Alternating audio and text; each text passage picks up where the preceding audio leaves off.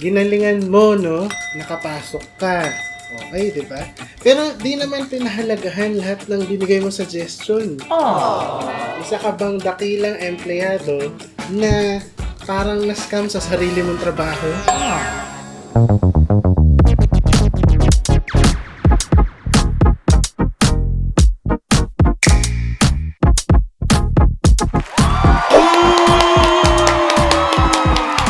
So hi, I'm Steven. Hindi pa rin ako si RG. And let's deal with Everything in a snap. Hindi siya marunong mag-snap. Bakit nag-iinit? Sa akin malamig nga eh. So, ang ating episode today, malapit sa puso ng lahat ng empleyado. And I think this episode is more of a introduction to our new show. May Would you bago ba agree? siya? Kaya new show? Oh! Shoutout po kila Gus at Mix of yelling at people. Kasi ano ba yung... hindi naman lang sila pangungunahan, pero just to explain, No spoilers. no spoilers. No pro tips. They will be focusing on workplace Squabbles. Yeah. Tension. tension. Basically, lahat ng kinagagalitan natin Aha. na hindi, bilang empleyado. Aha. So in short, dito applied sa entrepreneurs, ha? Kaya yun yung episode namin ngayon.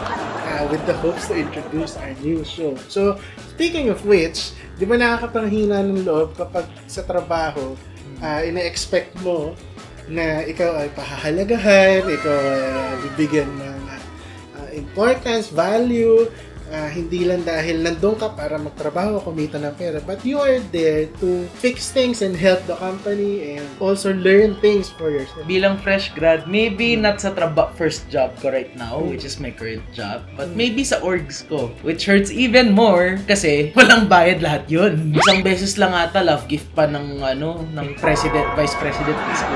Sabi nga ng iba, you can't have it all.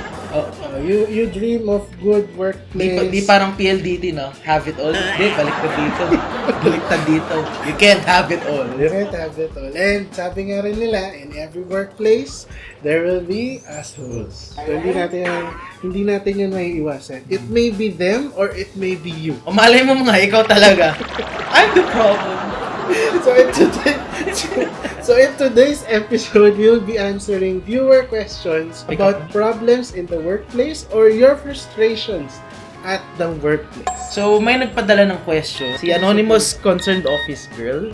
At ang sinabi niya ay, I have this coworker na guy na trip niyang mang-chismis about my best friend who is working at the same office before me. Same office as me before, sorry. Back for context, this best friend of mine resigned sa work namin because she transferred to a department that was very far off her skills.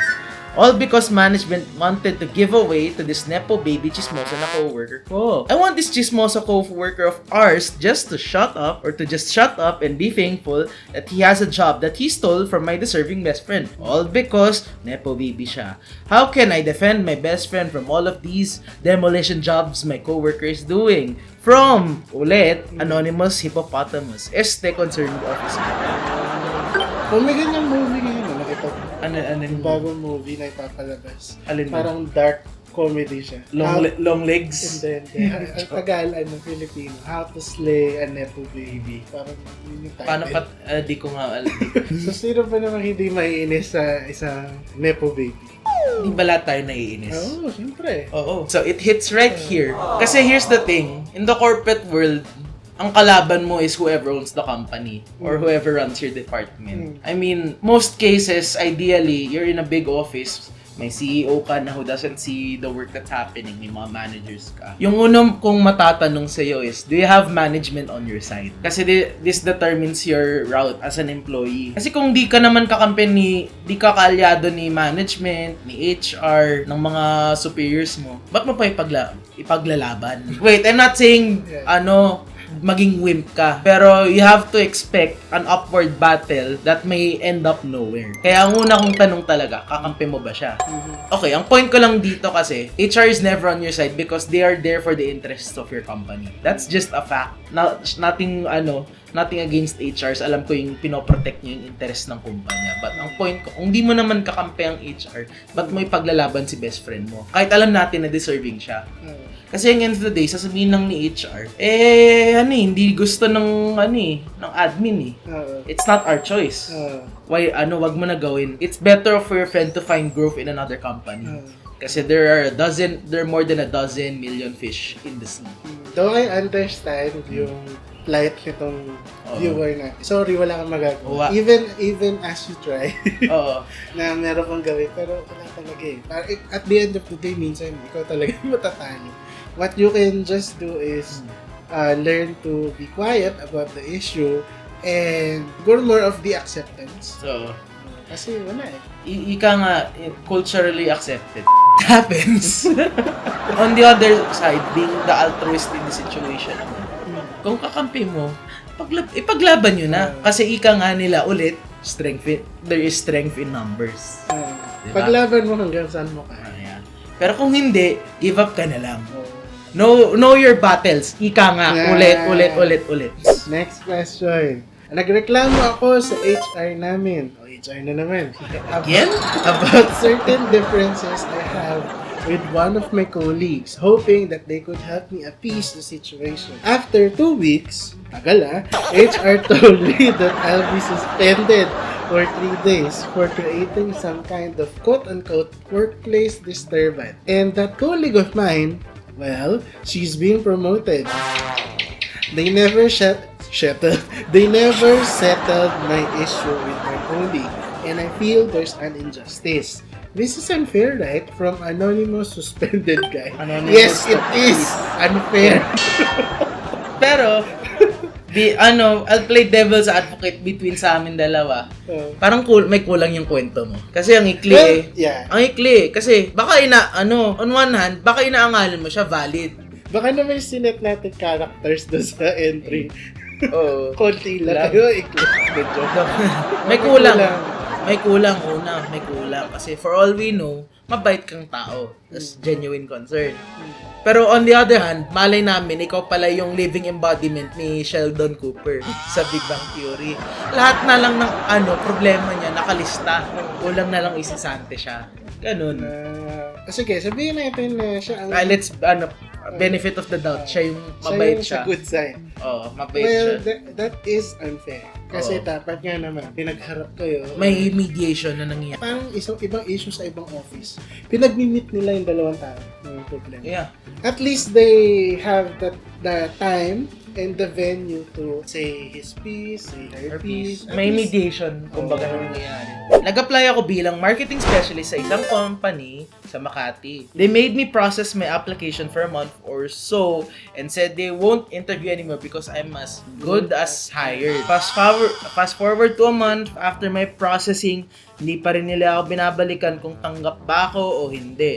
Malaman ko na lang may kinuha na pala silang iba dahil mas mababa daw ang expected salary nito kaysa sa akin.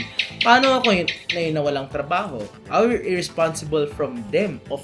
From anonymous scam person. What do I even tell you? Kasi walang kontrata na na-draft eh. Sorry, hindi ako lawyer, pero what can I tell you? Parang alam ko itong story yan. Parang nangyari sa diba? Good as hell. Well, sige. From experience, I will give you my 2 cents. Or maybe 100 pesos. Pag sinabi sa'yo I'm good as hired, next time, pag nakarinig ka ng ganun, huwag ka maniwala agad. Diba?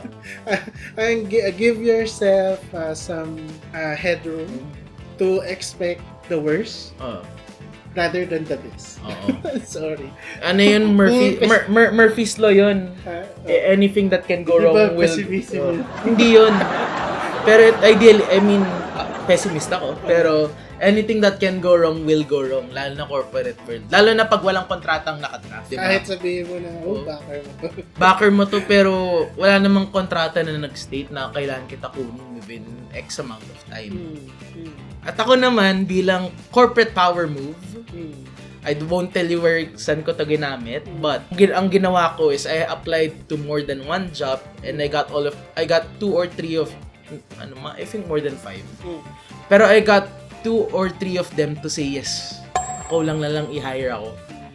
May padala ng contract, Yeah. ganun. Yeah. Call it illegal pero wala pang, as I said, wala pang kontrata. Or pero power move kasi yung point na pinaparating ko dito is have some leverage. Kasi kung matisod ka sa isang part ng ng floor, dilipat ka sa isang part ng floor na smooth, 'di ba? Kaya I got 2 or 3 to say yes. Bakit? So I don't have hindi malakas yung setback kumbaga. Yeah. And I have leverage. Parang sure ka na i-hire mo ako kasi may isa pa akong gusto mag-hire sa akin. Ganun yun. Kaya leverage. Ako may power but semi-legal muna. Apply to more than one, use your leverage. Tapos sabi niya dito, kinuha daw yung isa kasi mas mababa daw yung expected salary. Oh, diba? Kaya nga leverage eh. Kasi masasabi ko lang doon, kung mataas yung binigay mo expected salary, you just know your worth. that's why nga I pointed out leverage din. Kasi you can always say, sige, mas malaki bato sa akin, mas maganda benefits. How can you match up to that? Price matching po tayo dito. Parang bumibili ka lang ng gitara o kotse. Diba? Or specialty item. Price matching ka din sa paghanap ng trabaho, ha? Anyway, we hope you learned something from our unqualified advices. Semi-legal, unqualified, unprofessional.